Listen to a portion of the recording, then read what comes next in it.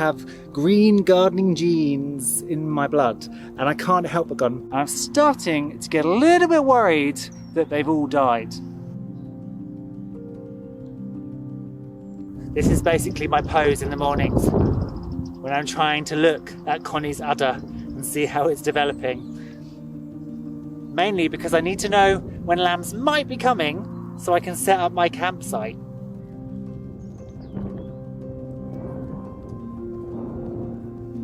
Now, most of the year you don't see nipple on ewes because they hold their udders up close. So as soon as you can see a bit of an udder, like I did, you got a little shot of it just then, you know that the milk is on its way. Well, as you may have realised, I'm not only a farmer, but I have green gardening genes in my blood, and I can't help but go. But planning laws in the UK mean that you can't just create a beautiful garden on agricultural land. So I couldn't set up a beautiful formal ornamental garden. That is way against planning laws. And they could come in and make you rip the whole thing out. So instead, we're doing little bits of landscaping across the entire farm. So we're in the pheasantry, and this is the walkway through to the field where we just recently put a gate in. And we cut this walkway through the bank. The bank is quite high on either side. And then there's a ditch here with a little bridge that I'm standing on. And I decided to plant up the bank. So we've got some little acers here. There's another acer here. There's a little pine bush, I think it's gold shats, and it stays quite low to the ground. It should creep over some of this area. I've also put some cyclamen and some allium bulbs in here because although this gets quite shady, the allium should be out before all the deciduous leaves burst into life, so they should get some sun, and so we should get some flowers. Over this side I've got another couple of acers. So this acer is just starting to get its buds, and then there's another acer here, and then down here is this is Brunnera, and it's another good shady plant. And these leaves, it did die quite badly, but it's kind of come into two components, and these leaves come up quite big. And then today I've just picked up a couple of Virginia.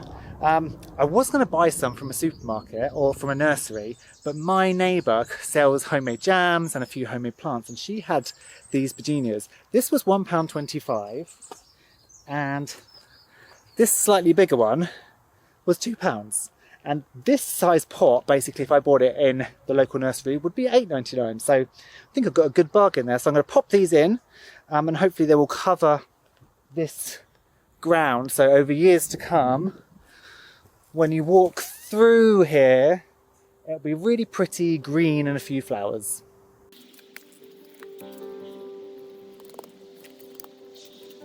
This is really thick clay. So what I'm actually going to do is I'm going to go and run and get some compost, make the hole a lot bigger, and put some compost and this into the soil.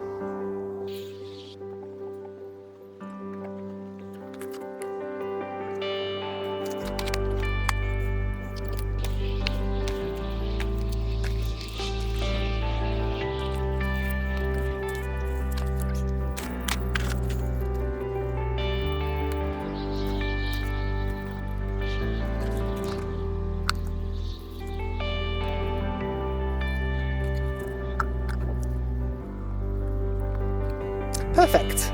They have lovely little flowers on them, and this variety has a pink flower, and they're quite early in the season as well, so great for pollinators. So I've got one here, and then one here, and then I'm going to take my pots and labels back to Sandra so she can sell more. Now, another section of the pheasantry that's looking quite nice is this little bit that's along the ditch that we dug out, and we've got all these wooden platforms, and then we started to plant some flowers and bulbs. So we put in some snowdrops. They've come out really nicely.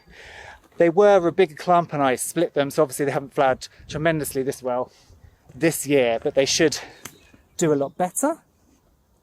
And then if you look just beyond, there are a few bulbs coming up.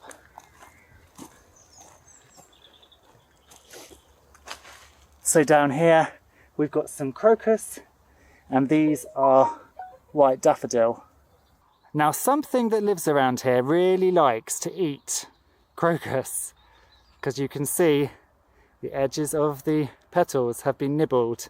And in fact, quite a lot of these crocuses have been nibbled, so we haven't had a tremendous amount of flowers.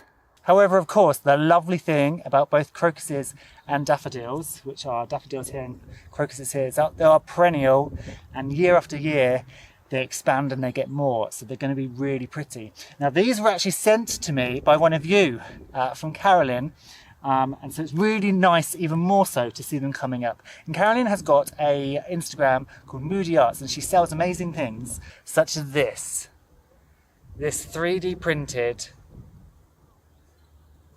slug pin, which I am totally in love with. So I might not like slugs in my garden, but I do like them as pins, so I'm going to pop that on. Now, we're up at the pond restoration, and there is still no frog spawn, and I'm starting to get a little bit worried that they've all died, which would be a real shame. However, I know for a fact there were tadpoles here last year, so if all the adult frogs have in fact died because of the cold, give it 3 to 4 years, which I think is the maturity phase of tadpoles to fully developed, ready to breed adults, we should see more frogs here again. But of course, the pond restoration projects aren't just about getting frogs here, they're about creating an entire ecosystem. So yes, if frogs have disappeared, that's a sad thing, but they will return. But the other thing we need to concentrate is continuing with the pond project, so we get more water life, more oxygen into that pond water, we get dragonflies, we bring mammals, so this is their watering hole, and all sorts. So it's not failed by any means. And with this warmer spring weather, the pond is starting to wake up. So just down here, this is our flag iris. We started out with a tiny little plant, and you can see now all of these new shoots coming up on it. And this is going to have yellow flowers, so it's a yellow flag iris. And that looks really, really stunning. And this here is actually the seed stem. So it's still got some seed pods in that from last year, which is going to grow. Down this side, there is some water mint starting to come through as well, so that's really good. And then further out, there is some water plantain beneath the water at the moment that will be starting to stir. When we moved from our old house, we also brought some aquatic plants with us, and we haven't planted them into the pond yet. We've just kind of potted them, popped them in their pots. So down here, this is a gunnera, and you can see the green leaves starting to appear. And then there's a couple of pots here of sarracenias. So they are trumpet plants, they are carnivorous, so they eat flies. Now, they're not really water plants, they're bog plants, so they will need to be lifted out of here at some point and planted in on the banks. But the other thing is, this pond dries. Although it's quite full at the moment, this water will recede. So in the winter, it doesn't matter so much that these are completely up to their necks in water, because as the summer comes and this recedes, this edge does turn into a bog. We've also got some nice plants on the edge, so we put in some little foxgloves down here, and these primroses are starting to come up, and you can see spots of yellow across here where the primroses are coming up. And then I got another plant as well just before Christmas, and it's a herbaceous bog plant, so it dies off, but it's just starting to appear. And you can see here's all this new growth. It's common bistort, and it has these long green leaves and then shoots up these pink flowers on long spikes, and then a tube of pink flowers appear on the end, and it's really, really pretty. Now this bit of the pond has got the gunnera and the yellow flag iris, water mint and things in. So what I'm thinking is that if we go over to here, this is another section that we cleared. And here there is no plants other than a water lily that Saab bought me. And it's still in its pot because, again, this bit of the pond does dry up in the summer. So I've left the water lily in its pot, so as the water recedes, I can actually move that water lily out with it. However, it will be perfect for the common bistort to be in, because again, it'll be underwater some of the time, and then as the pond dries out, it'll become a bog plant.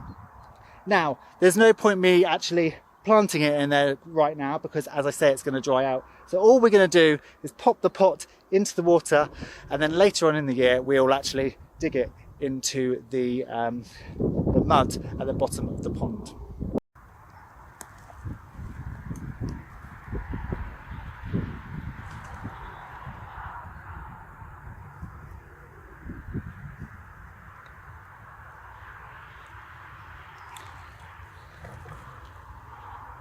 Now that's going to float for a bit while it sucks up the water, but eventually it'll just drop down and sit there on the bottom until I come to plant it later.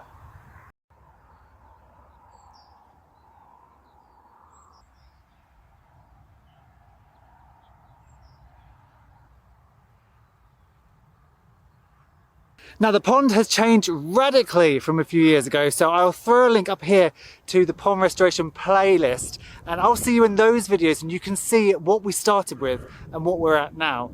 The second pond restoration project is here. We have started on it, but we've got a long way to go. I'm still working hard every day to add to the market farm beds, and I've just got a heap more cardboard brought up, so I continue building these no-dig beds where you just put the cardboard down and then you extend the compost on top and then you just plant into it. But another thing I've been doing is cutting back this hedge. So this hedge is really overgrown, and I want to encourage birds to nest in it, but at the moment the branches are really far apart, which allows predator species like corvids, rooks, jackdaws, etc. to come in and take the eggs and the chicks of smaller birds. And it's those smaller birds I want, because they're the things that are going to fly down onto my veggies and eat the caterpillars and the aphids and the things like that. So this is where I haven't tackled it yet. So you can see kind of how much we're taking off. And then if I come around, you can see how much I'm cutting back.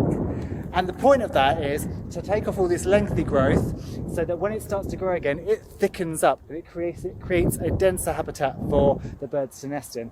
There's a couple of big pieces here that I needed the saw for, but once they're off, we can continue snipping this back.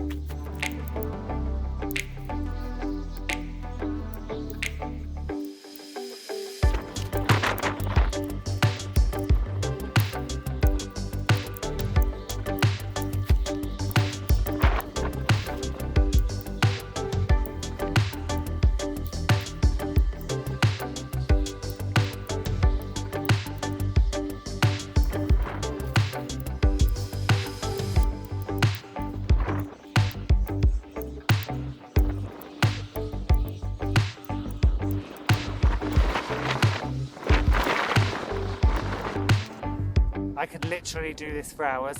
I know it'd be far easier with a piece of machinery than just zhuzh along the side. But you know what? I don't like the sound of machinery all the time. I like to be out here with a pair of sucketeers, listening to the birds, watching the scenery. And at the moment, the farm isn't busy because the main season hasn't started. So why not just relax outside for a little bit, chopping.